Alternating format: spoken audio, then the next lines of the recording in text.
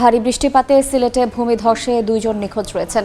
উদ্ধারে কাজ করছে ফায়ার সার্ভিস। বিস্তারিত জানাতে শহরের চামেলিবাগে আছেন রিপোর্টার ইকরামুল কবির। সরাসরি যাচ্ছি তার কাছে। আমি এই মুহূর্তে আছি সিলেট সিটি কর্পোরেশনের 35 নম্বর ওয়ার্ডের চামেলিবাগ 2 নম্বর গলিতে।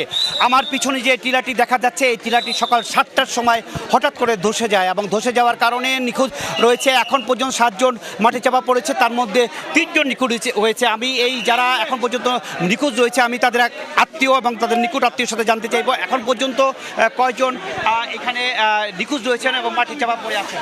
মাটি চাপা, আসসালামু আলাইকুম প্রিয় দেশবাসী। মাটির চাপায় নিচে আছেন আগা করিমউদ্দিন এবং আগা করিমউদ্দিনের স্ত্রী শাম্মী আক্তার রুজি। আগা করিমউদ্দিনের ছেলে তানিজ মাটির চাপার নিচে এখনো আছে। সেই ছেলেটির বয়স কত? শিশু বাচ্চাটার বয়স হইল 2 বছর। শুনছিলেন যে কারা চাপা পড়ে আছে? এক স্বামী স্ত্রী এবং তাদের 2 বছরের এক সন্তান এখানে চাপা পড়ে আছে এবং সকাল 7টার সময় এই ঘটনা ঘটে এবং এই পাহাড় ধসের কারণে প্রথমে 7 জন চাপা পড়েছিল, তার মধ্যে 4 জনকে উদ্ধার করে ওসমানী মেডিকেল কলেজ হাসপাতালে ভর্তি করা হয়েছে।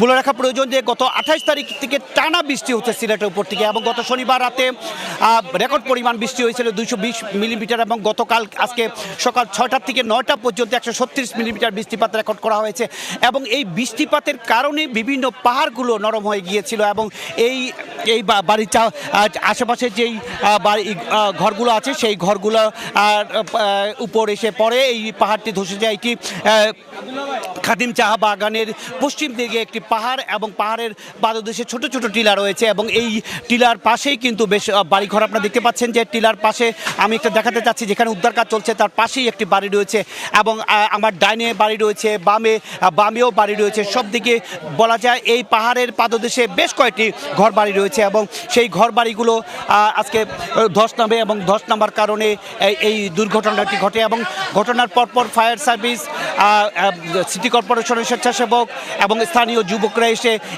এই উদ্ধার কাজে যোগ দেয় এবং স্থানীয় বাসিন্দারা সকাল থেকে টানা আপনারা দেখতে পাচ্ছেন যে